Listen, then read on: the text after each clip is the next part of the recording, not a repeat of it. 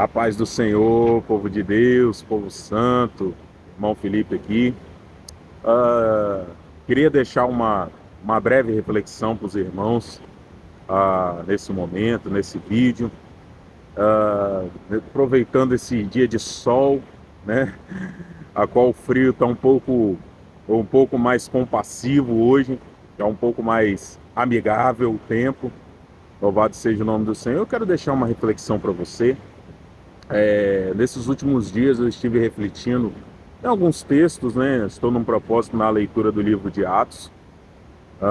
Estive refletindo mais diretamente no texto que se encontra no livro de Atos, capítulo 17, verso de número 10 ao verso de número 12.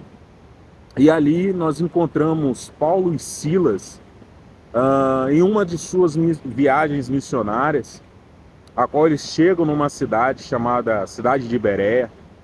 A cidade de Bereia, no tempo bíblico do Novo Testamento, era uma cidade estratégica, de um posicionamento estratégico.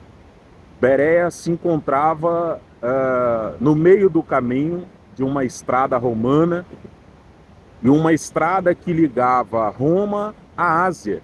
Então todos aqueles que queriam se locomover de Roma e chegar às cidades da Ásia, propositalmente passavam pela cidade de Bereia.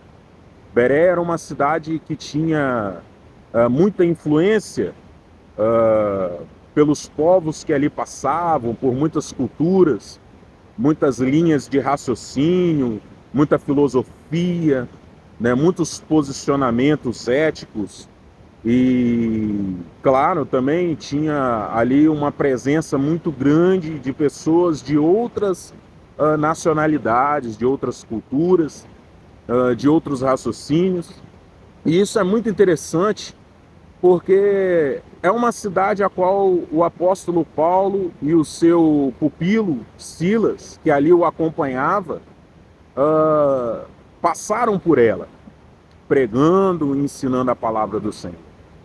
O que há de muito interessante no versículo 10 ao 12 do livro de Atos, a qual ali fala sobre a pregação do evangelho por meio de Paulo e por meio de Silas, e o que eu acho muito interessante é que eles procuram uma sinagoga, a qual ali começam a pregar acerca do evangelho, acerca da pessoa de Jesus Cristo e da importância de Jesus Cristo para os povos, né, para as nações, para que o plano de Deus de salvação para a humanidade fosse realmente concluído e fosse entregue essa mensagem a qual Jesus Cristo morreu e ressuscitou ao terceiro dia, defendendo essa mensagem, essa doutrina.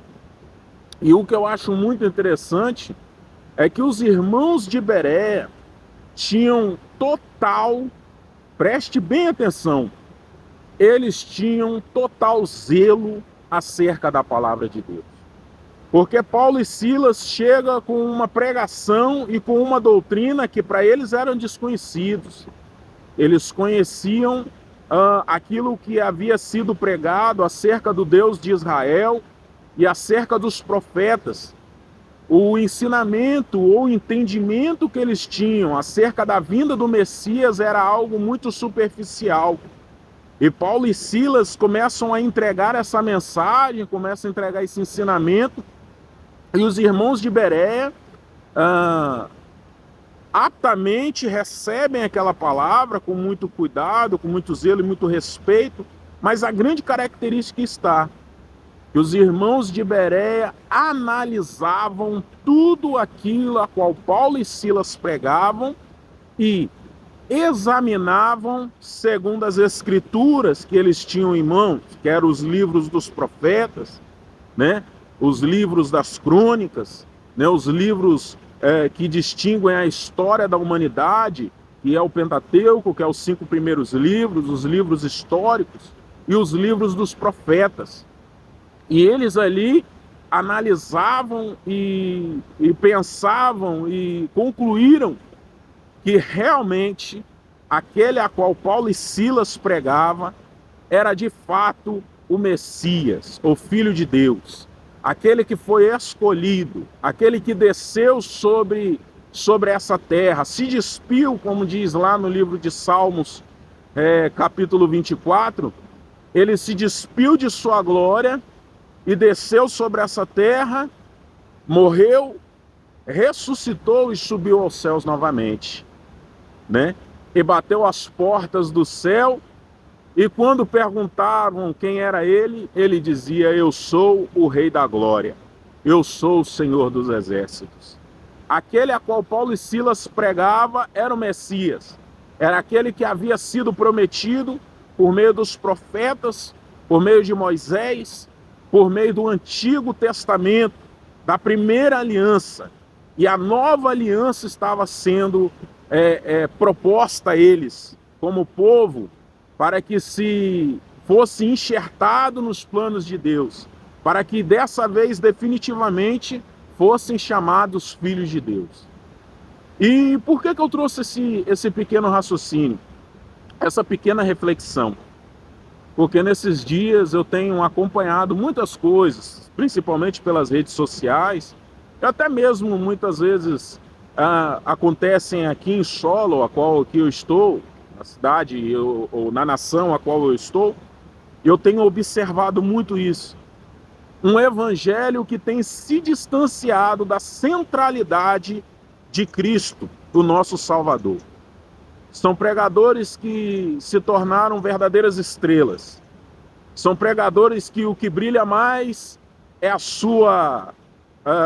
o seu posicionamento humanocêntrico, né? As suas vestes, a sua forma de falar, a sua forma de se apresentar, né? Dentro das igrejas hoje, infelizmente, graças a Deus não em sua maioria, pois ainda, graças a Deus, o Senhor separou um remanescente, ainda existe remanescentes, mas em sua maioria, infelizmente e de forma entristecedora, eu digo, infelizmente, o Senhor já se retirou de lá. A centralidade de Cristo já não tem sido mais pregada. E Cristo saiu. Cristo se retirou de muitas dessas igrejas. Porque quem brilha mais é o homem. Não quem brilha mais é o Evangelho. Não quem brilha mais é a mensagem de Jesus Cristo. Não quem brilha mais são as vidas que são resgatadas e transformadas. Porque é muito fácil, muitas vezes, você tocar de forma sentimental no coração de umas pessoas, por meio de mensagens, e essas mensagens fazer um mover, criar um mover ali sentimental, aquela pessoa sentimentalmente aceita Jesus, mas não há uma transformação profunda por meio do Evangelho. Aquela ovelha foi resgatada, mas não foi levada ao aprisco do Senhor. Não está sendo cuidada como deveria ser cuidada. E por isso que muitos abandonam o Evangelho. Porque estão sendo ludibriados com o Evangelho de facilidade. O Evangelho de conquistas, né?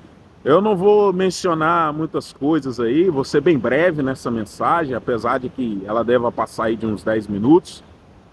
Mas o que eu quero dizer é que isso me entristeceu muito. São pregadores que verdadeiramente transformam os altares em palcos. Palcos de apresentação, de espiritualidade. De que eles têm mais espiritualidade do que outros têm mais espiritualidade. O Espírito Santo de Deus, ele se caracteriza numa vida renovada, numa vida com as características que Paulo descreve aos irmãos de Gálatas, lá no 5º capítulo da carta aos irmãos de Gálatas, versículo de número 22, se eu não me engano, ao 23. Que são os frutos do Espírito Santo. Não por uma espiritualidade forçada, não, mas por uma vida marcada pela presença e por uma postura de um verdadeiro servo do Senhor. Amém? E isso me entristeceu muito com o que eu tenho visto, mas ao mesmo tempo o Senhor, ele sarou o meu coração justamente com a sua palavra. E o Senhor me lembrou a segunda carta que Paulo escreve ao seu também pupilo, irmão Timóteo, no capítulo 4, verso de número 3 ao 4. Paulo, ele diz que chegaria um tempo em que muitos não suportariam ouvir a sã doutrina. Muitos não suportariam ouvir o verdadeiro evangelho. Porque o evangelho não é aquele que, como algumas palavras dizem, o evangelho não é aquele que te reanima. Não é só isso. Se a gente falar que o evangelho ele só vai te animar, é você dar pouco poder ao evangelho. O evangelho ele não pode só animar, porque um medicamento também pode fazer isso. Né? Muitos têm se deparado aí com as tristezas da alma, da vida, e têm encontrado socorro no medicamento. E o evangelho não é um medicamento que você vai tomar hoje e amanhã você vai precisar daquele medicamento de novo, não. O evangelho ele entra e faz uma transformação profunda na alma e na vida do ser humano. Ele não é só um simples medicamento. O evangelho é uma forma de se viver o novo. O evangelho, ele te mata e te ressuscita, mas te ressuscita uma pessoa melhor, um ser humano melhor. Um ser humano que entende que Cristo é o seu Salvador e que o evangelho ele vai te trazer constrangimento todas as vezes em que você ouvir. Ele vai te mostrar que precisa de mudança, precisa de transformação. Por isso que eu digo que tem muitas pessoas que pensam assim, o crente, ele se acha o super-homem, ou melhor, não.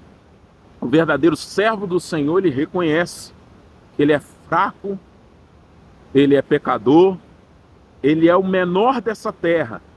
E é pelo evangelho que ele encontra salvação para esse desespero. É no evangelho que ele encontra a resposta, o socorro, o caminho, a luz e a verdade. Que o Senhor possa falar no seu coração poderosamente por meio dessa palavra e que o verdadeiro evangelho comece a ser pregado nas igrejas e que você comece a ter essa percepção que o evangelho não é aquele que anima somente. O evangelho é aquele que constrange, é aquele que muda, é aquele que te faz caminhar um caminho doloroso, sim, como disse o próprio nosso Senhor Jesus, um caminho apertado, estreito, cheio de adversidades, mas um caminho que vai te conduzir à salvação. Um caminho que vai escrever o seu nome no livro da vida eterna. O evangelho autêntico, ele te transformará não em um ser, não em um ser que só tem o coração em Cristo Jesus, mas o evangelho ele vai te transformar em um ser que tem corpo, alma, mente e espírito em Cristo Jesus. Que Deus possa te abençoar poderosamente.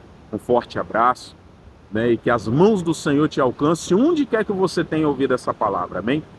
A paz do Senhor Jesus Cristo.